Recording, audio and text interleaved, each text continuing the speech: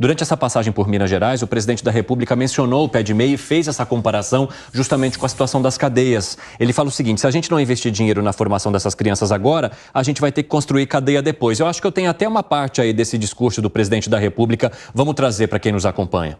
Se a gente não investir o dinheiro na formação dessas crianças agora, a gente vai ter que construir cadeia depois. A gente vai ter que contratar policial para combater o narcotráfico, para combater a droga.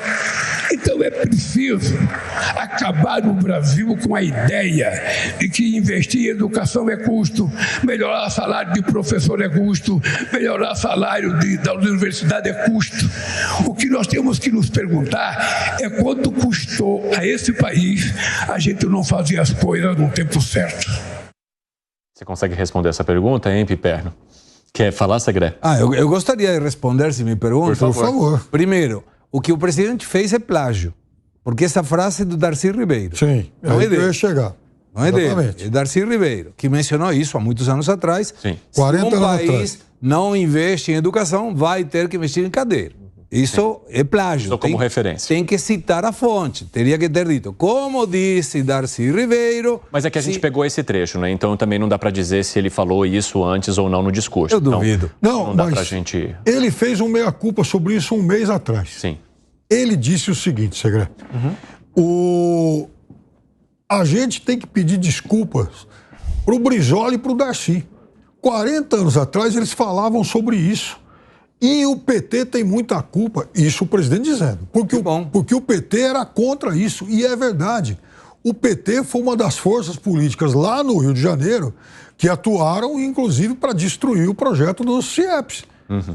E porque muito se fala que governos como o do Moreira Franco e tal, colocaram o pé no freio, acabaram deixando as escolas virarem mato, como isso é comum a gente ver até hoje, mas...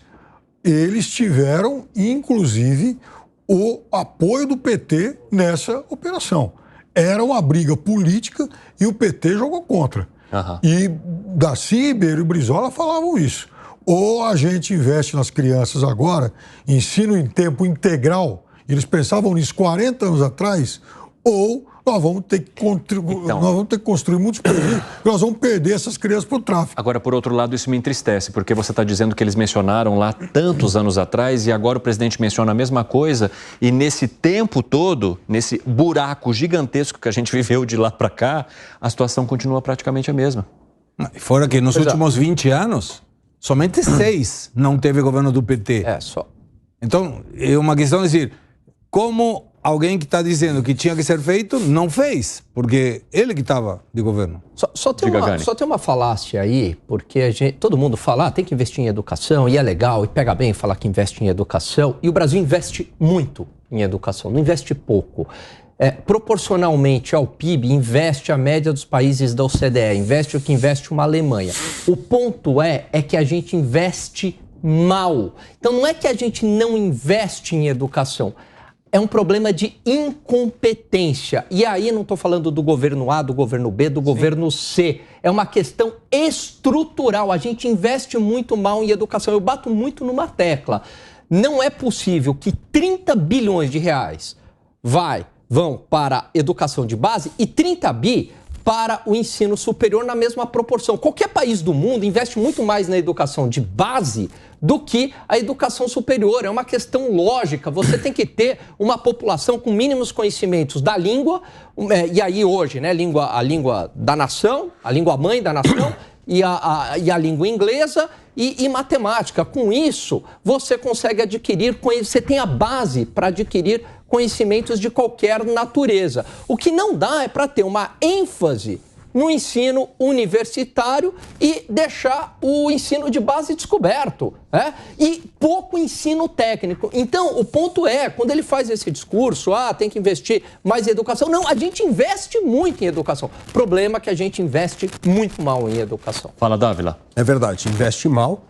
E aí precisamos fazer aqui uma retrospectiva do que foi o investimento na educação no Brasil desde 1994, quando o Plano Real. Quando veio o Fernando Henrique com o Plano Real, o primeiro desafio do governo era colocar todas as crianças na escola. Isso foi a grande a grande bandeira do então ministro da Educação, Paulo Renato. Ele colocou as crianças na escola. Então, assim, primeiro era vencer uma barreira quantitativa. Tem que colocar as crianças na escola. Então, estava lá 80%, chegou a 90% das crianças na sala de aula. Então, esse é o primeiro ponto.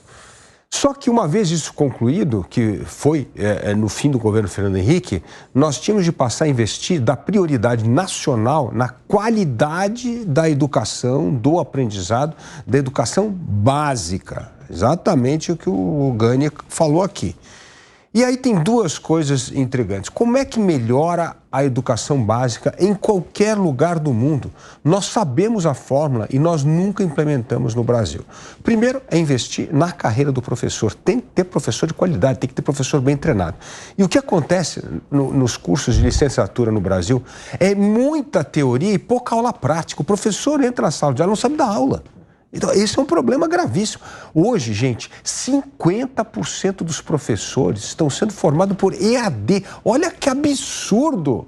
Como é que alguém pode fazer um curso de licenciatura no EAD e nunca entrou numa sala de aula? Não sabe dar aula. Então, nós precisamos resolver esse problema urgente.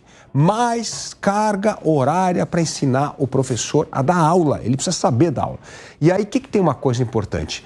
Hoje, no concurso público, isso é importante educação para a gente entender por que as coisas não andam. Uma vez o professor entra no concurso, ele tem 3 anos de período probatório. Nós precisamos transformar esses 3 anos de período probatório para o professor ter cursos de aula prática, avaliação do professor na sala de aula, se ele está dando uma boa aula ou não. Se ele não conseguir dar aulas boas em 3 anos, ele não pode ser efetivado. E a lei do funcionalismo público permite isso, Evandro. Você não precisa efetivar, ele pode ser demitido. Então, a gente tem que aproveitar essa janela do período probatório para só colocar gente boa na sala de aula. Isso é fundamental. O segundo ponto, escola de tempo integral, gente, é uma brincadeira. Só no mundo inteiro a escola é de tempo integral. Só no Brasil que tem essa história que tem aluno em 2 períodos. No mundo inteiro, quando você chega fora do Brasil, você fala assim, não, no Brasil defendemos escola tempo integral. O cara olha para você e fala assim, escola o que é tempo integral? Como é que é a escola tempo integral? Não, o jeito entra na escola às 8 e às 3. Mas como é que é no Brasil? Não, é das 8 ao meio-dia, depois do meio-dia às 5. Isso não existe no mundo. Então, é fundamental a escola tempo integral. E terceiro, isso que o Gani falou, o ensino profissionalizante, para reter o jovem na escola. O jovem, quando começa a ter 13, 14 anos, 15 anos, ele quer, ou ele vai ficar na escola porque ele acha que aquilo vai ajudar ele numa profissão, ou ele vai embora da escola. Então, melhorar o investimento na educação básica e na qualidade do aprendizado é a política pública que nós não cumprimos nos últimos 22 anos. Bom, vamos arrematar esse tema. Você quer acrescentar algo? Quero. É contraditório. A fala do presidente não está errada do ponto de vista do objetivo. Tem que melhorar a educação. Mas lembremos que quando, e ele mesmo mencionou, uma pessoa ganha mais de R$2.000, não vota no PT. E o eleitor do PT, preferencialmente, é uma pessoa que não tem tanto estudo. Então é uma dicotomia, porque você fala, tá, se eu invisto muito e gero emprego e faço que as pessoas ganhem mais e tenham uma educação maior, não vão votar no PT. Então é uma situação complexa. E somente um dado, ensino fundamental, estou tirando dados do TSE, sobre o eleitor, ensino fundamental completo, 7% do eleitorado. Ensino fundamental incompleto, 29% do eleitorado. Ensino médio completo, 17%. Ensino médio incompleto, 19%. Quer dizer que tem mais gente que não consegue terminar que aquele que consegue terminar. A única forma em que se reverte é para o superior. O superior é 6% completo e 3,7% incompleto. Ou seja, que na base é onde está o problema. E aí pega o que mencionava Gani. Se a gente tem o mesmo investimento, estamos gastando muito mal. Exatamente. Interessante você colocar esses dados.